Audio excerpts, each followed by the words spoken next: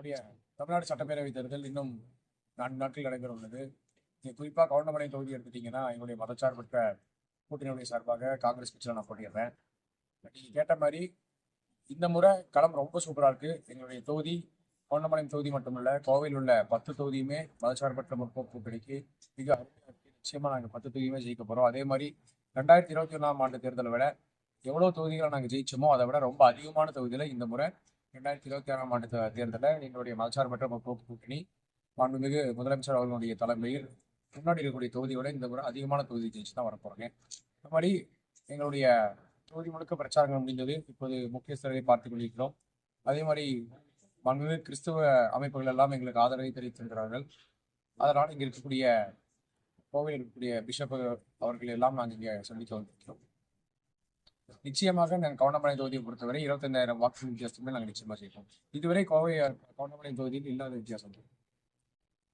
நீங்க என்னைக்குமே பாலிடிக்ஸ்ல பாத்தீங்கன்னா ஒரு தேர்ட் ஃபிலிம்க்கு 3வது அன்னைக்கு வாக்குகள் செல்லத்தான் செய்யும். நீங்க போன முறை மக்கள் நீதி மையத்துக்கு கோயம்புத்தூர்ல கமலஹாசன் அவர்கள் கோவை தெற்குல போட்டிட்டனால கோவையில் இருக்கக்கூடிய 10 தொகுதியிலுமே ஒரு குறிப்பான வாக்குகள் அவங்க வாங்கினாங்க. இந்த முறை இவங்களுக்கான நீங்க பெரிய அவங்க சொல்ற அளவுக்கு ஒரு பின்பத்தை கிரியேட் பண்ற அளவுக்கு ஒரு மிகப்பெரிய வாக்குகள்லாம் தாவைக்காக்கு செல்லாது. சில இடங்கள்ல பிரிக்கலாம். ஆனா அது எங்களுடைய திராவிட முன்னேற்ற கழகத்தினுடைய தலைமையிலான கூட்டணிக்கு மிக சாதகமான பிரிவாகத்தான் இருக்கும். ஏன் 2 முறை சிட்டிங் எம்எல்ஏன்னா கவுண்டம்பாளையம் தொகுதிக்கு இந்த முறை தான் அவர் சிட்டிங் எம்எல்ஏ. அதுக்கு முன்னாடி 2016ல கோவை வடக்கு தொகுதிக்கு சிட்டிங் எம்எல்ஏ. நீங்க 2016ல இருந்து ஏன் 2021க்கு அவர் கவுண்டம்பாளையம் வர்றாரு? 2016ல அவங்க ஒரு தொகுதி பக்கமே போகாம அவர் ஆளுங்கட்சியாவே இருந்தாலும் தொகுதி பக்கமே போகாம கோவை வடக்குல மிகப்பெரிய அதிருப்தி இருந்தது. அந்த அதிருப்தியை சரி செய்யணும் அப்படின்னு 2021ல கோவை வடக்குல இருந்தா தோத்துருவோம் அப்படின்னு கவுண்டமலை தொகுதிக்கு வர்றாரு. 2021ல ஜெயிச்சது கிட்டத்தட்ட டெய்லியும் 15 நாள் பிரச்சாரத்துல இருக்கும். ஒரு நாளைக்கு 30 பாயிண்ட்ல பேசுவோம். 30 பாயிண்ட் குறைஞ்சது 200 பேருக்காங்க. கணக்கு போட்டு ஒரு நாளைக்கு நாங்க ஒரு 6,000 பேர் சந்திக்கிறோம். இப்படி இந்த 15 நாள்ல எல்லா இடங்களையுமே நாங்க ஒரு விஷயத்தை கேட்கிறோம். கடைசியா ஒரு எம்எல்ஏவை நீங்க இருக்கக்கூடிய எம்எல்ஏவை நீங்க எப்ப பாத்தீங்க? எவ்வளவு முறை உங்களை அணுகியிருக்காரு? எவ்வளவு முறை உங்களுக்கு என்ன பிரச்சனை கேட்டிருக்காரு? அந்த பிரச்சனையை தீர்த்து வச்சிருக்காருன்னு எல்லா இடங்களையுமே கேட்கிறோம். நீங்க அந்த பக்கம் ஆனைக்கட்டி எடுத்துக்கங்க, இந்த பக்கம் விளாங்குறிச்சி எடுத்துக்கங்க, ஏர்போர்ட் எடுத்துக்கங்க, இந்த பக்கம் கவுண்டமலையம் எடுத்துக்கங்க. ஏன் அவருடைய சொந்த ஊர் பெருநாயகம்பாளையத்துல கேட்கிறோம்.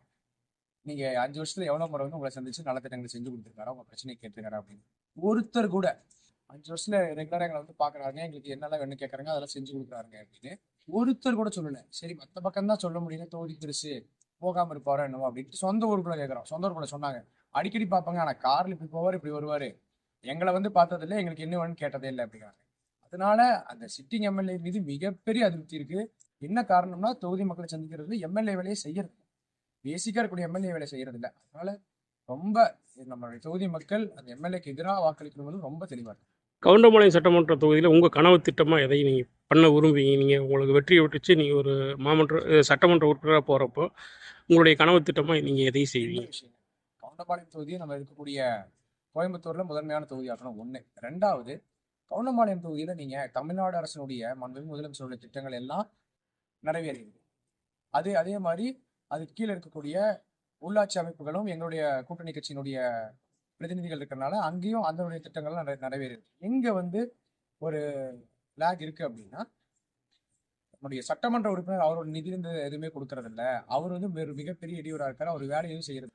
நீங்க ஒரு தொகுதிக்குமே நீங்க எதையுமே புதுசா செய்ய வேண்டாம். ஒரு கனவு திட்டமா நீங்க எல்லாம் எதுவுமே எடுத்து வர வேண்டாம். பேசிக்கா ஒரு எம்எல்ஏ உடைய வேலையை கரெக்டா தொகுதி மக்களுக்கு செஞ்சோம் அப்படின்னா, நீங்க எல்லாமே எல்லாமே சொல்லுவாங்க it's all in the rule book அப்படின்னு சொல்லுவாங்க. இங்க மக்களுக்கான என்ன வேலையை செய்யணும் அப்படிங்கிறது ஆல்ரெடி நம்மளுடைய புதுசாக செய்ய வேண்டியது கிட்டத்தட்ட 200-300 ஆண்டுகளா இதை நீங்க செஞ்சீங்கன்னா மக்களுக்கு உபயோகமா இருக்குங்கிற இருக்கு. அதையே கரெக்டா செஞ்சாலே போதும். நன்றி.